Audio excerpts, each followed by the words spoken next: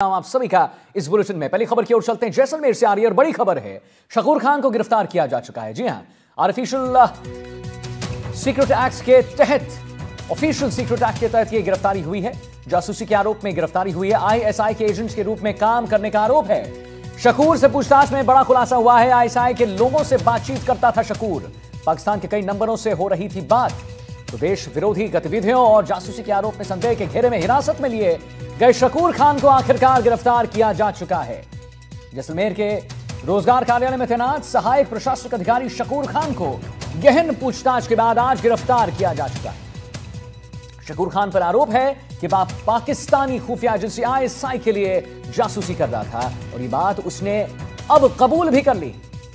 सुरक्षा एजेंसियों को शकूर से कई सुराग जो है वो मिले हैं। जानकारी के अनुसार उसके पाकिस्तान से गहरे संपर्क थे और वह पाकिस्तान दूतावास में कार्यरत एहसान उर रहमान उर्फ दानिश और सुहेल कमर से लगातार संपर्क में था।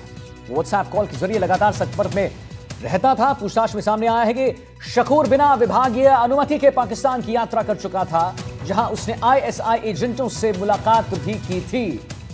इस वक्त की बड़ी खबर हम आपको दिखा रहे हैं एनडीटीवी राजस्थान पर, जहां पर जैसलमेर से खबर आ रही है शकूर खान को गिरफ्तार किया जा चुका है।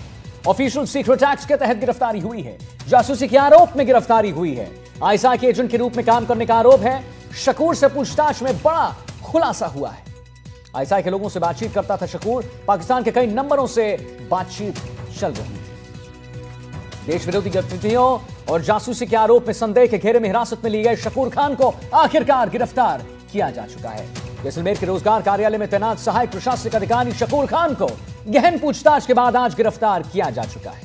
शकूर खान पर आरोप है कि वह पाकिस्तानी खुफिया एजेंसी आईएसआई के लिए जासूसी कर रहा था और ये बात उसने खुद कबूल भी कर ली। सुरक्षा एजेंसियों को शकूर से कोई सुराग नहीं मिले, ऐसा हो ही नहीं सकता क्योंकि कई सुराग मिले हैं। जानकारी के अनुसार उसके पाकिस्तान से गहरे संपर्क थे और वह पाकिस्तानी दूतावास में कार्यरत एहसान उर रहमान उर्फ दानिश और सुहेल कमर के लगातार संपर्क में था।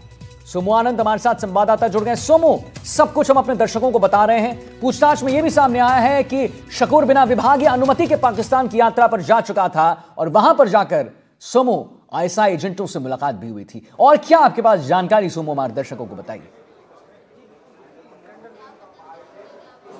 बिल्कुल, देखिए सबसे ताज़ा अपडेट ये है कि जयपुर पुलिस जो है, राजस्थान पुलिस है, वो इसको शकूर खान को लेकर के कोर्ट पहुंची और 10 दिनों की रिमांड जो है वह मांगी गई है। अब ये देखना होगा कि 10 दिनों की रिमांड जो मांगी गई है कितने दिनों की रिमांड मंजूर की जाती है। लेकिन कई तरह के गंभीर आरोप जो है शकूर पे हैं। 7 बार उसने पाकिस्तान का दौरा किया और आखिरी दौरा जो उसने किया उसमें विभागीय अनुमति के बगैर वह पाकिस्तान गया और ये अब तक ये पूछताछ में ये सामने आया है। और ये देखिए कि यहाँ जो वकील मौजूद है वो नारेबाजी भी कर रहे हैं और साफ तौर पर कोर्ट का माहौल जो है, क्योंकि पूरा जो माहौल है वो बिल्कुल नारेबाजी में तब्दील हो चुका है। एक तरह से देखें तो क्योंकि जब इसको पेश किया गया था तब भी वकीलों ने विरोध कराने की कोशिश की थी। और नहीं सोमू, नारेबाजी किस चीज को लेकर हो रही है? नारेबाजी जो हम अपने दर्शकों को लगातार दिखा रहे हैं, किस चीज को लेकर हो रही है सोमू? और थोड़ा अगर आप साइड हो जाएं, आपकी आवाज और क्लियर आ जाएगी सोमू। बिल्कुल, देखिए ये नारेबाजी जो है वो शकूर खान जिसको कोर्ट में पेश किया गया है उसके खिलाफ हो रही है और यहाँ पर लोग भारत माता की जय, पाकिस्तान मुर्दाबाद और देश के गद्दारों को गोली मारो जैसे नारे जो है वो यहाँ पर लगा रहे हैं। जाहिर तौर पे लोगों का आक्रोश भी है और हमने देखा है कि पहले भी इस तरह के संवेदनशील मामलों में जब आरोपियों को पेश किया जाता है तो एक गंभीर चुनौती जो है सुरक्षा को लेकर के भी बनी रहती है और कुछ ऐसी ही स्थिति अभी फिलहाल कोर्ट के बाहर बनती हुई दिखाई दे रही है क्योंकि शकूर खान अभी कोर्ट रूम के अंदर है और 10 दिनों की रिमांड जो है वो राजस्थान पुलिस ने मांगी है। लेकिन अब यहाँ पर जो वकील है वो बाहर इकट्ठा होने सोमू, क्या कुछ वकीलों से बातचीत हो सकती है? सोमू, क्या उनसे अगर आप कुछ प्रश्न पूछ सकते हैं तो कुछ वकीलों से अगर बातचीत हो सकती है, वो अपनी प्रतिक्रिया अगर देना चाहें तो? बिल्कुल जो वकील यहाँ प्रोटेस्ट कर रहे हैं, जो नारेबाजी कर रहे हैं, उनसे बात करने की कोशिश करते हैं और समझते हैं कि आखिर जो उनका विरोध है वो किन किन बातों को लेकर के है। क्योंकि साफ है, ये अहम है कि इनका गुस्सा जो है वो दिखाई दे रहा है और लेकिन हम इसे ये समझने की कोशिश करते हैं कि आखिर जो पाकिस्तान मुर्दाबाद और बाकी जो नारे हैं वो लगा रहे हैं। आक्रोश है आप लोगों का, क्या कहना चाह रहे हैं आप? अभी जो ऑपरेशन सिंदूर हुआ है उसमें प्रभावी भूमिका निभाने वाले जो पाकिस्तानी जासूस हैं, जो भारत के अंदर छिपे बैठे हैं, हम सबको आवश्यकता है कि एकजुट होकर उनके खिलाफ एक ऐसी कार्रवाई करें कि जिसमें देश के अंदर संदेश जाए कि देश के गद्दारों की यहाँ पर किसी प्रकार की कोई जगह नहीं है। प्रभावी कार्रवाई न्यायालय को भी करनी चाहिए, सरकार को भी करनी चाहिए और तुरंत उनको ऐसी सजा देनी चाहिए जिससे आगामी जो समय है उसमें कोई भी जासूसी करने से पहले 100 बार यूँ सोचे कि इस चीज़ का अंजाम क्या होगा। क्योंकि कोर्ट परिसर में अभी इस वक्त वो अंदर में मौजूद हैं और काफ़ी बड़ी चुनौती भी होती है कोर्ट परिसर में इस तरह के मामलों को हैंडल करना। आप लोग अभी क्या कुछ करने वाले हैं? आप लोगों का विरोध किन किन चीज़ों को लेकर मुख्य रूप से? हमारा विरोध इस चीज़ का है कि पूरे देश में ये मैसेज जाए कि गद्दारी की सजा गद्दार को किसी भी कीमत पर माफ़ नहीं किया जाएगा, चाहे वो माननीय न्यायालय हो, चाहे पुलिस हो, चाहे पब्लिक हो, भारत की आम पब्लिक। भारत की सारी आम पब्लिक से निवेदन करना चाहता हूँ कि इस तरह के जासूस जो हैं, इनकी कोई भी संदिग्ध गतिविधियां नजर आए तो उसे तुरंत पुलिस को सूचना दे, आईबी को सूचना दे। साथ ही इन लोगों में ये मैसेज जाना चाहिए कि अब पहले वाला भारत नहीं है, भारत बदल चुका है और इन लोगों का बहिष्कार होना चाहिए, इन लोगों को डिपोर्ट कर देना चाहिए। जो ये इनका आक्रोश जो है वो दिखाई दे रहा है। जो वकील हैं वो कोर्ट रूम के बाहर इकट्ठा हुए हैं और नारेबाजी कर रहे हैं। लेकिन फिलहाल 10 दिनों की रिमांड जो है वो शकूर के लिए मांगी गई है, पुलिस ने मांगी है। अब ये देखना होगा कि कितने दिनों की रिमांड मंजूर की जाती है, क्योंकि पूछताछ में कई अहम खुलासे हुए हैं और पूरा मामला जो है वो राष्ट्रीय सुरक्षा से जुड़ा हुआ है। इसलिए इस बात की उम्मीद जो है वो की जा रही है कि जो रिमांड राजस्थान पुलिस ने 10 दिनों की मांगी है, राजस्थान इंटेलिजेंस पुलिस ने, वो मिल पाएगी। हाँ सोमू, और हम अपने दर्शकों को भी लगातार बता रहे हैं, देखिए शकूर खान पर यह भी आरोप है सोमू कि पाकिस्तानी खुफिया एजेंसी आईएसआई के लिए जासूसी वो कर रहा था और ये बात उसने आप कबूल भी लिया, मतलब अपने भी उसने कबूल कर लिया है कि हाँ वो ये ऐसा कर रहा था। इसके बारे में आपके पास क्या जानकारी सोमू?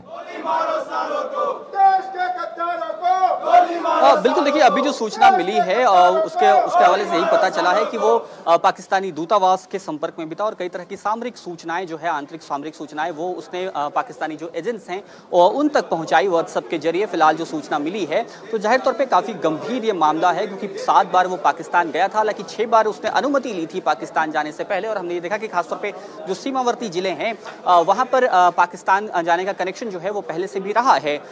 लेकिन 7वीं बार जब वो गया है तो उसने विभाग से अनुमति भी नहीं ली थी। सरकारी कर्मचारी था वह, अनुमति लेके जाना उसे आवश्यक था और उसने तमाम तरीके से जो वायलेट है उन सभी रूल्स को किया और उसके बाद से ही उस पर शक गहराया है। और जब इस पूरे मामले की पड़ताल हो रही है, पूछताछ चल रही है, जांच चल रही है, तो उसमें जो खुलासे हो रहे हैं वह काफ़ी अहम है। वो साफ इस ओर इशारा कर रहे हैं कि शकूर खान ने कई संवेदनशील सूचनाएं जो है वो पाकिस्तानी एजेंट्स को, आईएसआई को और पाकिस्तानी दूतावास के अधिकारियों तक भी पहुंचाई है। आपने बताया अभी सोमू, आपने बताया कि कई खुलासे होने, खुलासा ये भी हुआ है सोमू कि पाकिस्तानी दूतावास में कार्यरत एहसान उर रहमान उर्फ दानिश और सुहेल कमर से लगातार संपर्क में था। कौन है ये 2 लोग सोमू? बिल्कुल, देखिए जो सूचना मिली है उसके मुताबिक ये पाकिस्तानी दूतावास के अधिकारी हैं और इन्होंने ये जिम्मेदारी ली थी कि किस तरह से जो आंतरिक सूचनाएं हैं, खासतौर पे राजस्थान के जो सीमावर्ती जिले जो पाकिस्तान से लगते हैं और काफ़ी संवेदनशील वो इलाका माना जाता है, उस इलाके में लोगों को किस तरह से पाकिस्तानी एजेंट्स के रूप में बहाल किया जा सके, उनसे अधिक से अधिक सूचनाएँ किस तरह से इकट्ठा की जा सकें। क्योंकि इस दौरान भी जो ऑपरेशन सिंदूर चल रहा था तो वो पूरा इलाका इतना संवेदनशील था। वहाँ पर हमने देखा कि कई दफ़े प्रशासनिक स्तर से और बार बार ये अपील की जाती रही सरकार की तरफ से भी कि कोई भी आम नागरिक भी सेना के किसी मूवमेंट की कोई वीडियो ना बनाए, आप सामान्य अपने इस्तेमाल के लिए भी ना बनाई जाए। लेकिन उस दौर में जब ये सूचनाएं इतनी संवेदनशील हो गई थी तब शकूर खान जैसे लोग जो है वो पाकिस्तानी एजेंट्स की मदद कर रहे थे और भारत जो दूतावास है, पाकिस्तानी दूतावास, उसके जो अधिकारी हैं उन तक वो सूचनाएं जो है वो पहुंचा रहे थे। और यही जो गंभीर आरोप है वो शकूर पर है और शकूर ने अभी तक जो पूछताछ हुई है उससे, उसमें इस तरह के कई अहम खुलासे उसने किए हैं। सोमू का आखिरी सवाल लूंगा कि आखिर अब क्या कार्रवाई होगी, अब आगे की क्या रणनीति बनेगी कि ये जो शकूर है वो और भी चीजें उगल सके? बिल्कुल, सबसे अहम बात तो यह है कि जब 10 दिनों की रिमांड मांगी गई है तो एक लंबी लिस्ट है पुलिस के पास जो जिन सवालों के जवाब पुलिस को जानने हैं। यह भी समझने की कोशिश होगी कि इस पूरे खेल में शकूर के अलावा वो कौन से ऐसे लोग थे जो इन्वॉल्व थे, शकूर तक किस तरह से पहुंचा गया था। इन तमाम सवालों के जवाब जो है वो जानने हैं। रिमांड पर लेकर के इन्हीं सवालों के जवाब ढूंढने की कोशिश जो है राजस्थान पुलिस करने वाली है। चलिए ठीक है, बहुत बहुत धन्यवाद करेंगे सोमू आपका महत्वपूर्ण जानकारी देने के लिए, हमारे दर्शकों तक महत्वपूर्ण जानकारी जो है पहुंचाने के लिए। और